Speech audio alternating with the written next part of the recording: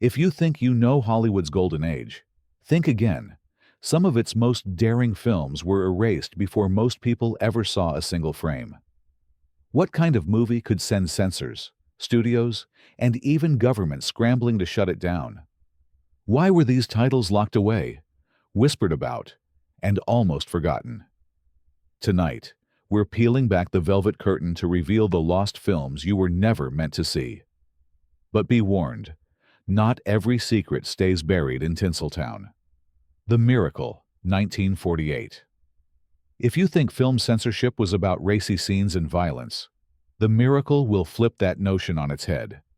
Imported to the U.S. in 1950 as part of the anthology Ways of Love, this short film by Roberto Rossellini starred Anna Magnani as a mentally challenged woman who believes she's been visited by Saint Joseph and finds herself pregnant after being taken advantage of by a mysterious stranger. What happened next is one of Hollywood's least known but most pivotal censorship battles. The Catholic Legion of Decency went into overdrive, labeling the film sacrilegious. Cardinal Spellman condemned it from the pulpit of St. Patrick's Cathedral, and religious groups staged loud protests outside theaters. New York's Board of Regents yanked its exhibition license, effectively banning it. But here's where the forgotten history becomes a legal milestone. Distributor Joseph Burston fought the ban to the Supreme Court. The resulting 1952 decision, Burston v. Wilson, was a seismic shift, declaring movies to be a protected form of free speech under the First Amendment for the first time. In a twisted way, the film's suppression ended up unlocking creative freedom for generations of filmmakers. But at the time, studios became petrified of anything remotely religious or controversial, scrubbing scripts and shelving projects to avoid similar fiascos. The Miracle itself all but disappeared from American screens for years. Its legacy, however, is everywhere, in every provocative movie that followed, and in the freedom Hollywood still clings to today. The irony? This film about faith and innocence nearly broke the back of American film censorship, yet remains almost unknown to casual fans, a hidden cornerstone in the story of banned cinema. Freaks, 1932. The phrase "too disturbing for audiences" is thrown around a lot, but Freaks redefined what that meant for an entire industry. Directed by Todd Browning at the peak of his career, fresh off the massive success of Dracula, this MGM film plunged viewers into the shadowy world of circus sideshows, casting real-life performers with physical differences. Browning's intention was radically compassionate for its time. The so-called freaks were the film's sympathetic heroes, while the able-bodied were cast as villains. But America wasn't ready. Test audiences reportedly ran from theaters in horror. One woman even threatened to sue, claiming the film caused her miscarriage. MGM panicked. Executives slashed 30 minutes from the original cut, tacked on a forced happy ending, and did everything they could to bury what they'd made. Despite these efforts, Freaks was banned outright in the UK for 3 decades and yanked from circulation in the US after a short, disastrous run. The backlash was so intense, Todd Browning's once luminous career collapsed almost overnight. The studio even removed his name from promotional materials, as if erasing the film would erase the memory of its controversy.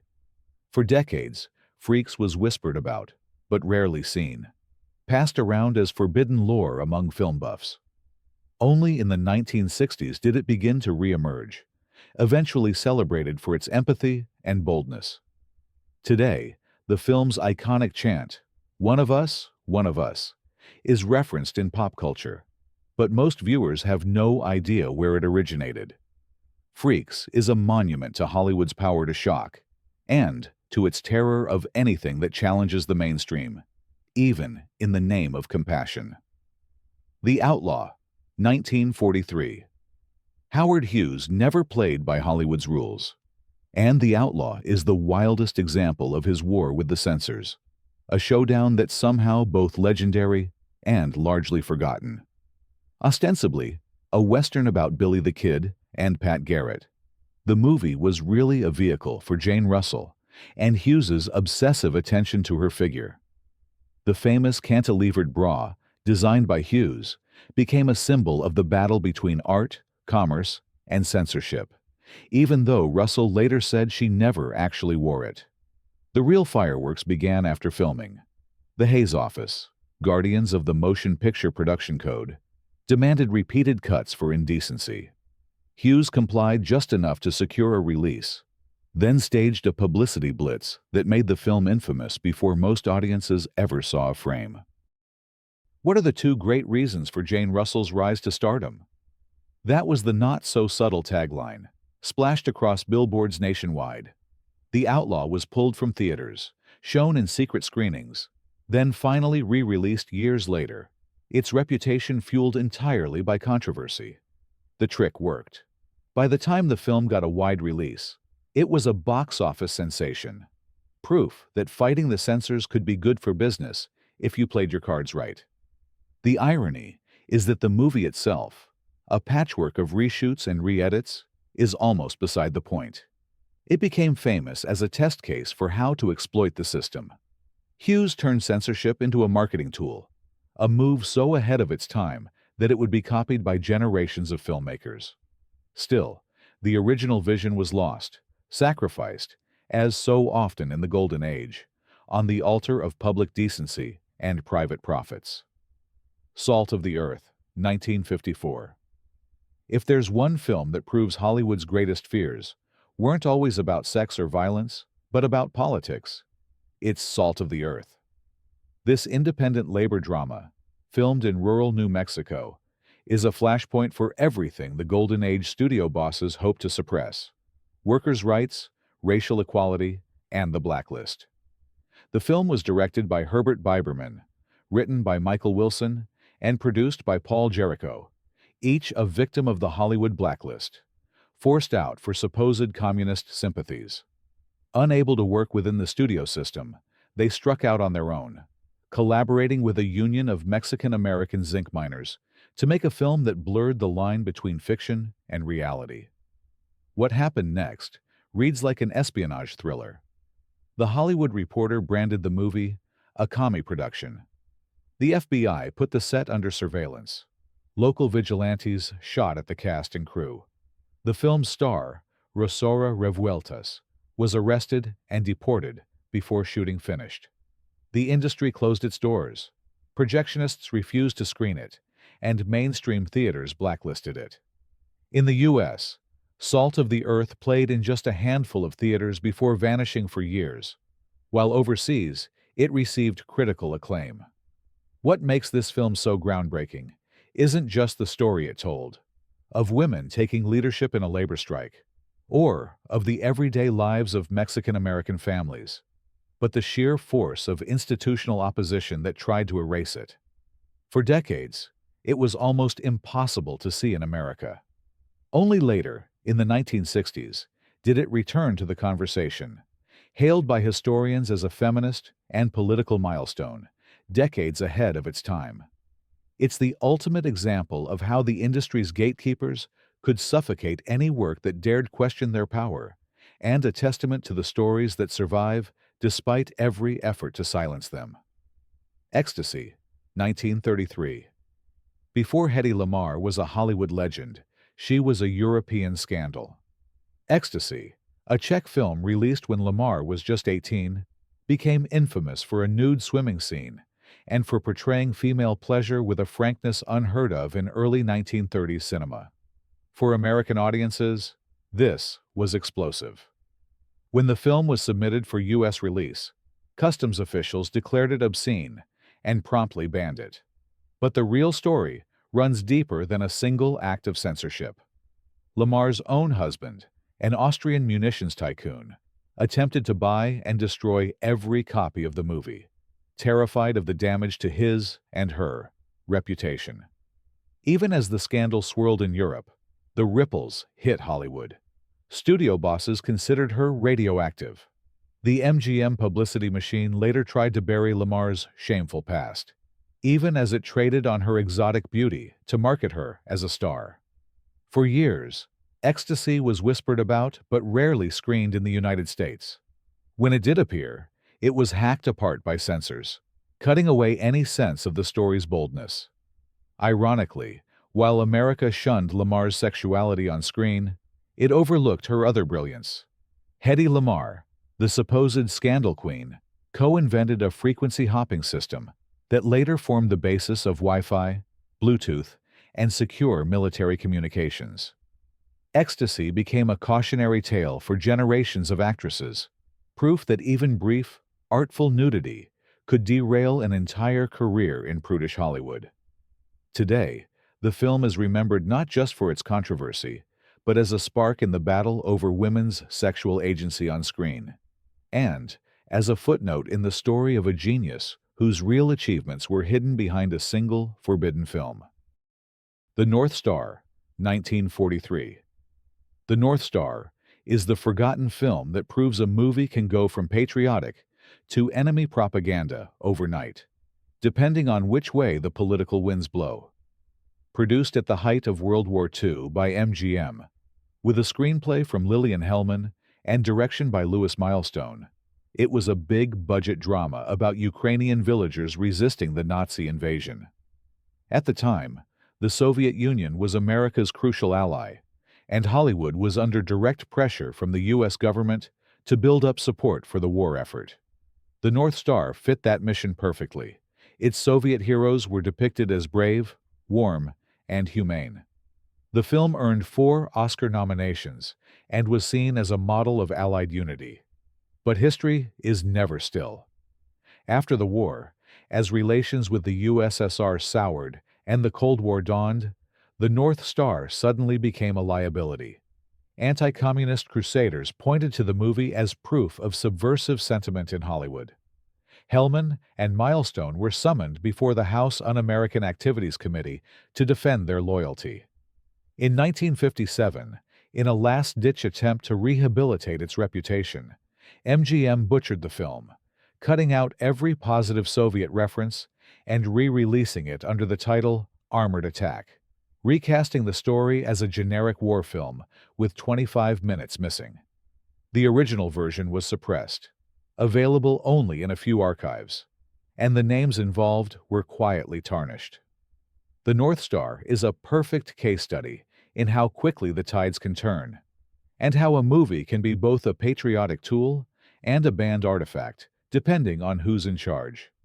Today, it survives as a relic of vanished alliances, a monument to political paranoia, and a warning that nothing in Hollywood stays safe for long.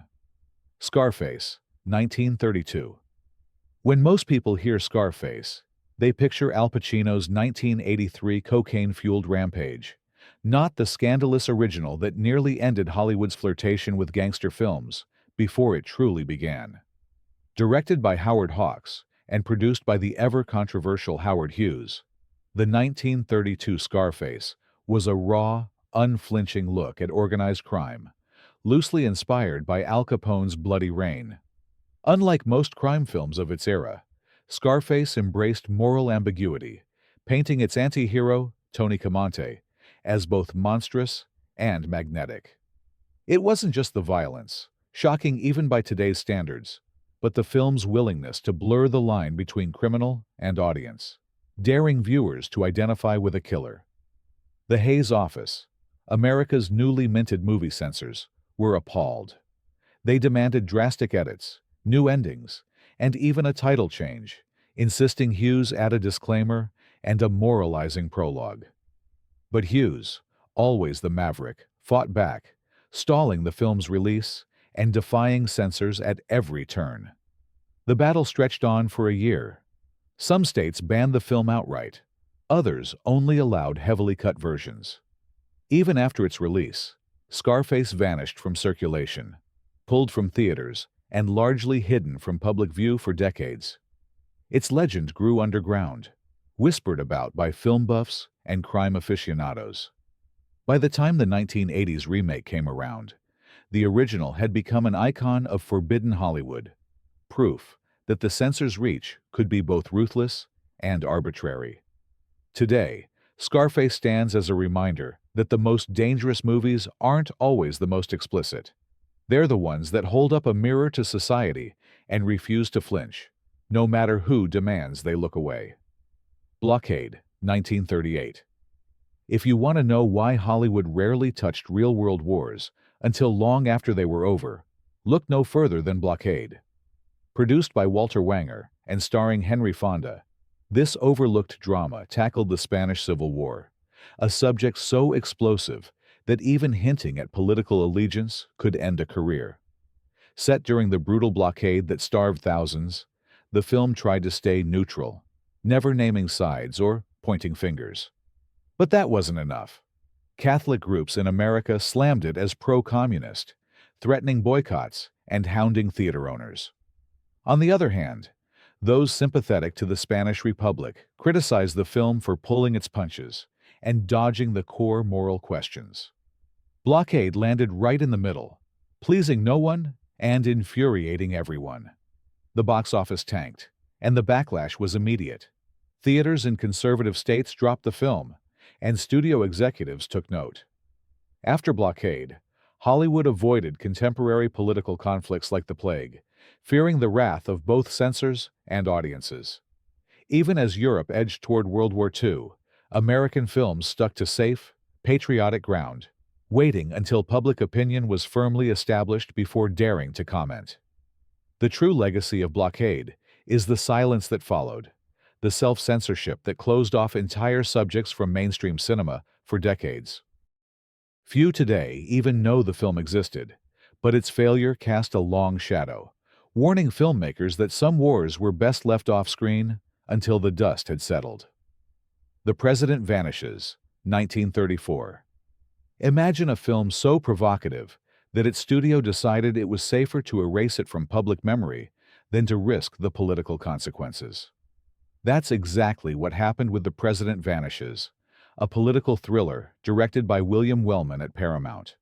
The story imagined a U.S. president who fakes his own kidnapping to prevent shadowy business interests from dragging America into a European war.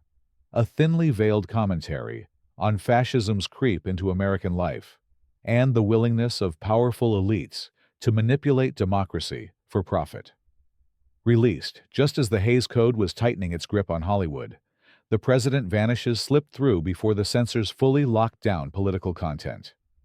But the real trouble came later. Congress began investigating Hollywood for supposed subversive propaganda, and this film was paraded as evidence of how movies could sway public opinion and undermine the status quo. Paramount, terrified of government reprisal, quietly pulled the movie from circulation and refused to reissue it. It faded from view, nearly vanishing from the historical record. The chilling effect was instant and long-lasting. Major studios became terrified of political thrillers that questioned American institutions, preferring to keep such criticisms buried.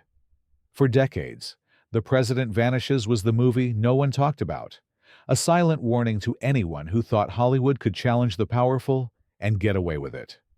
Today, it survives in scattered prints, a relic of an era when speaking truth to power was dangerous, not just for the characters on screen, but for the people behind the camera.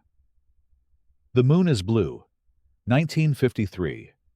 Sometimes a film isn't banned for what it shows, but for what it dares to say. Otto Preminger's The Moon is Blue is the perfect example of a light romantic comedy that became a lightning rod for censors, almost by accident. The movie, starring Maggie McNamara and William Holden, revolves around a young woman's candid conversations about virginity, seduction, and dating. By today's standards, it's tame, almost quaint. But in the early 1950s, even mentioning virgin or pregnant on screen was enough to make the censors see red.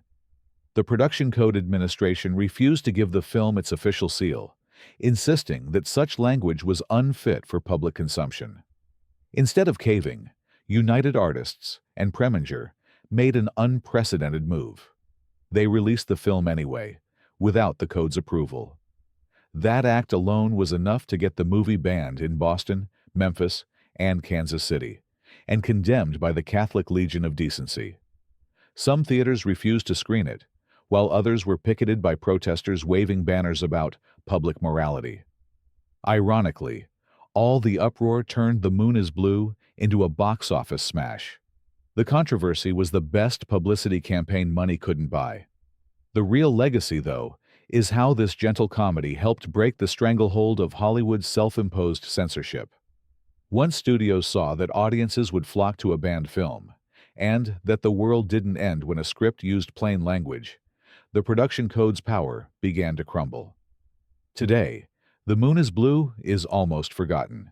Its dialogue shockingly innocent, but in 1953, it was a revolution in a teacup, a forbidden film that pried open the doors for everything that followed. Strange Victory, 1948. You don't hear much about Strange Victory, and that's not by accident. This independent documentary, directed by Leo Hurwitz, did something few films dared in post-war America. It held up a mirror to American racism and asked why the country that had just defeated fascism abroad continued to uphold segregation and bigotry at home. Using newsreel footage and searing juxtapositions, Hurwitz compared Nazi propaganda to scenes of Jim Crow America, arguing that the same seeds of hatred could take root anywhere. In the early Cold War years, this was dynamite. Major distributors wouldn't touch the film. Accusations of communist sympathies were hurled at anyone connected to it. Theaters refused to book it, fearing government scrutiny or local backlash. Strange Victory was quietly buried, not by an official ban, but by a climate of fear and suspicion that smothered dissenting voices. It rarely played outside a handful of independent venues. Its message effectively erased from the public conversation for decades. What makes Strange Victory so remarkable today is its prescience. It predicted the civil rights battles to come, but also the long, uneasy silence imposed by an industry terrified of controversy.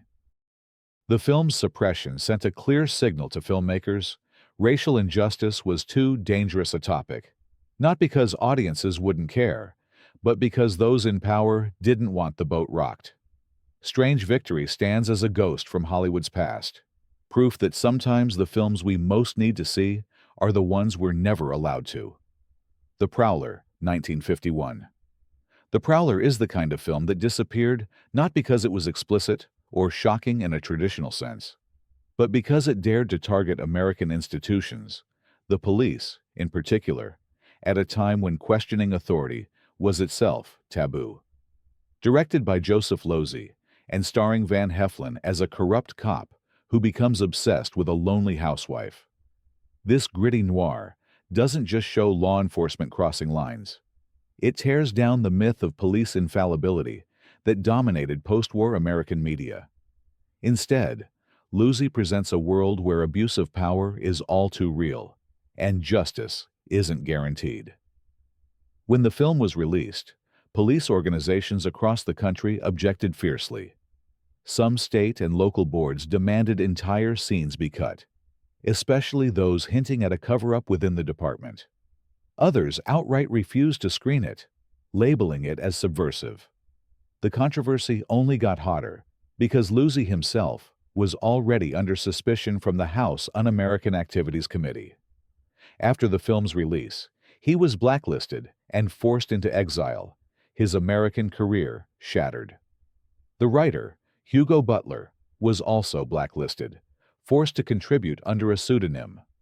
The result: The Prowler became almost impossible to find for years, its reputation growing only through word of mouth among noir enthusiasts and those curious about the stories Hollywood tried to erase. Today, it stands as a rare early critique of institutional corruption, a forerunner of films like Serpico or L.A. Confidential. But in the 1950s, it was just another forbidden story, shelved because it dared to suggest that sometimes the good guys weren't so good after all. Mission to Moscow, 1943. Mission to Moscow stands as a bizarre and nearly forgotten cautionary tale of Hollywood's willingness to bend to political winds. Produced by Warner Brothers at the direct request of President Franklin D. Roosevelt, this film was intended as a propaganda tool to encourage American support for the U.S.-Soviet alliance during World War II. It dramatizes the memoirs of former Ambassador Joseph E. Davies, painting the Soviet regime and Joseph Stalin in a suspiciously glowing light, and even defending the infamous Moscow show trials, which most historians now regard as brutal political purges. At the time of release, this was not just allowed, but encouraged. The government wanted audiences to see Russia as a trustworthy partner against Nazi Germany. But history shifted fast. As the Cold War began, and America's view of communism soured, Mission to Moscow became a toxic liability. Politicians and industry watchdogs accused Hollywood of being riddled with red influence.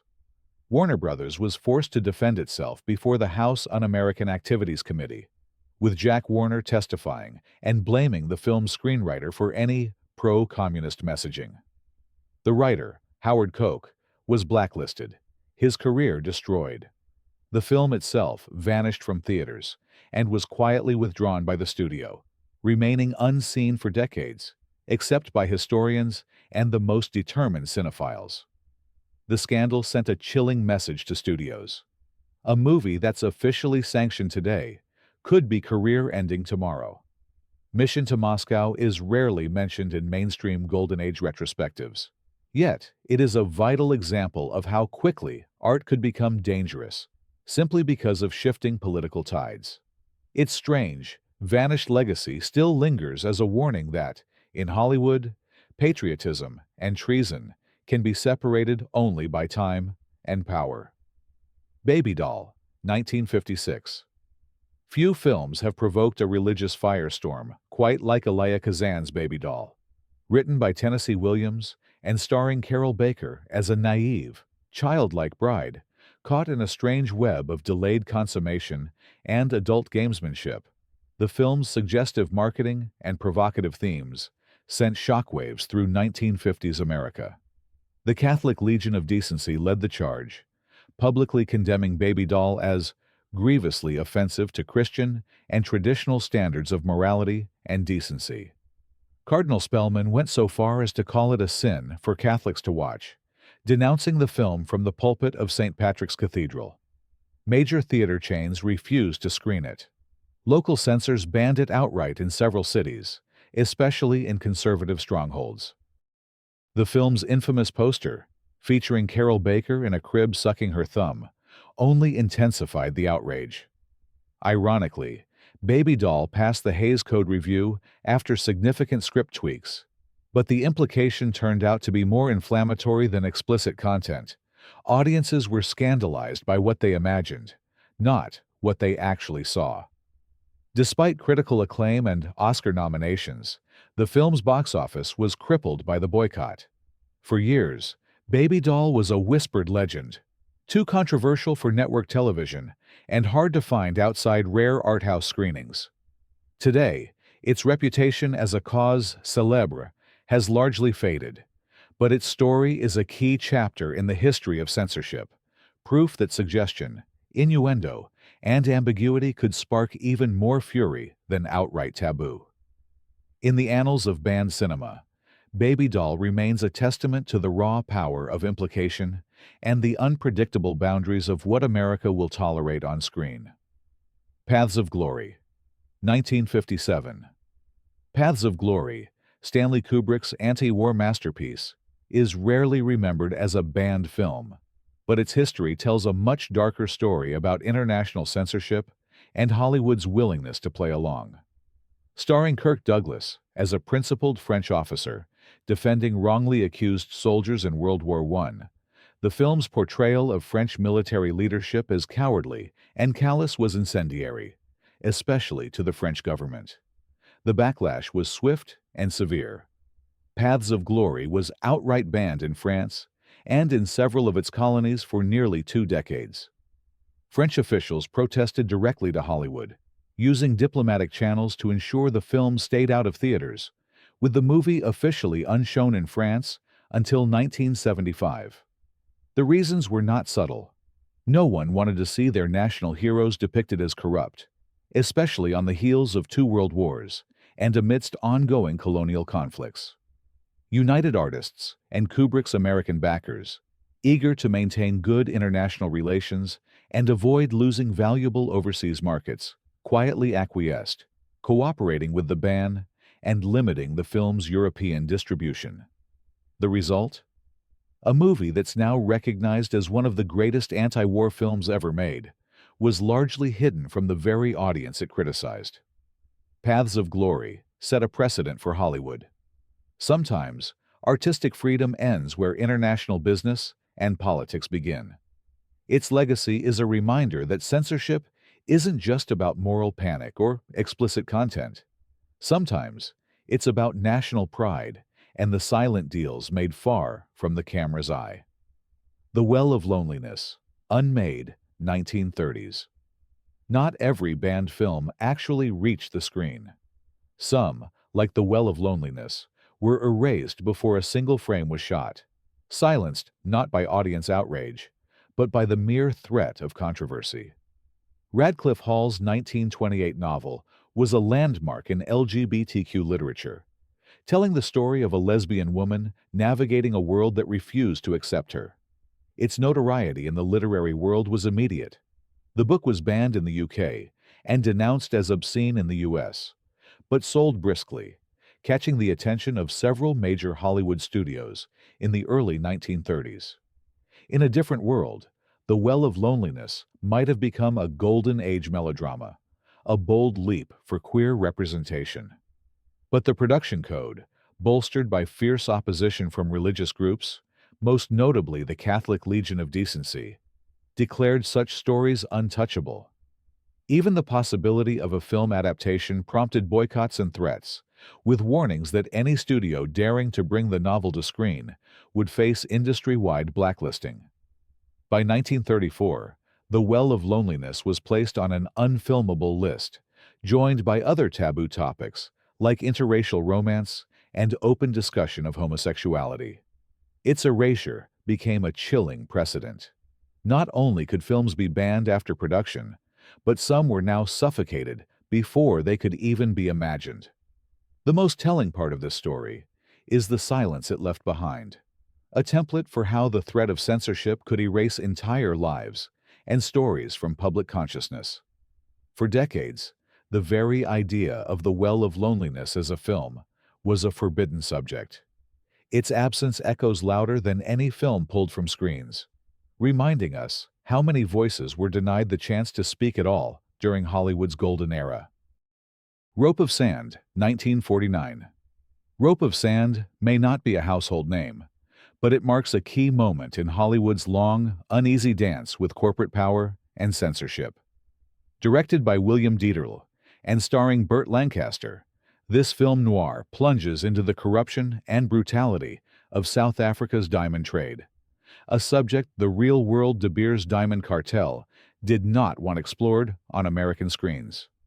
The movie openly depicts murder, double-crossing, and ruthless greed in the hunt for gems, hinting not so subtly at the real monopolies controlling the market. That audacity drew swift backlash. De Beers used its global influence to pressure Paramount Pictures, forcing the studio to add a prominent disclaimer that the story was purely fictional and bore no resemblance to actual companies. A thin fig leaf that fooled no one. More damaging, De Beers lobbied to limit the film's international distribution, especially in markets where its own business interests were strongest. As a result, Rope of Sand was quietly pulled from release in several countries, and its American run was short-lived, denied the shelf life of other noirs from the era. The real message to Hollywood was unmistakable. Taking on powerful industries came with real risks. Afterwards, studios shied away from criticizing monopolies or specific corporations, inventing fictional stand-ins, or setting stories safely in the past. For decades, the kind of raw, contemporary critique seen in Rope of Sand all but vanished from major productions, replaced by caution and compromise.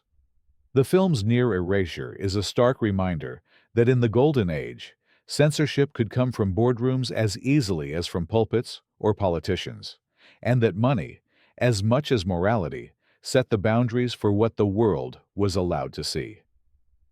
Kiss Me Deadly, 1955.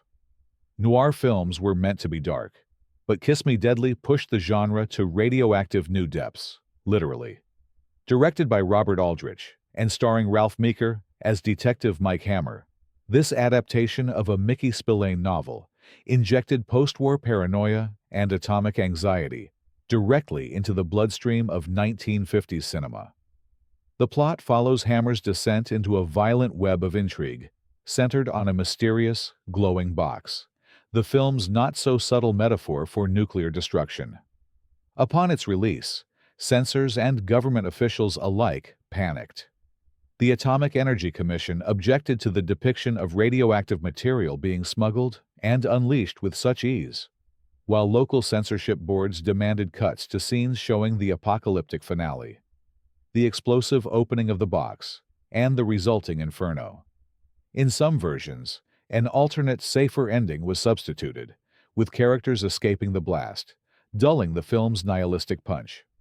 More broadly, the film's raw violence and subversive undertones, suggesting that atomic catastrophe could be the end result of pure human greed and corruption, were seen as deeply un-American in the era of Atoms for Peace.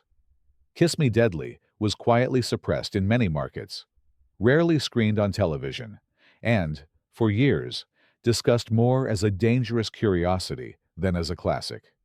Today, it is hailed as a landmark in film noir, cited for its audacious style and dystopian vision. But in its own time, Kiss Me Deadly was just another film Hollywood tried to hide, evidence of the era's fear that the screen might reveal more about society's nightmares than its dreams. As the curtain falls on these lost and forbidden stories, we're left with a truth Hollywood rarely admits. The most revealing films are often the ones you were never supposed to see. These forgotten reels, silenced by censors, corporations, and fear, tell us more about power and paranoia than any polished classic ever could. If even a few survived, how many vanished forever? Tell us in the comments which film shocked you most. And don't forget to subscribe for more secrets from Hollywood's shadowy past.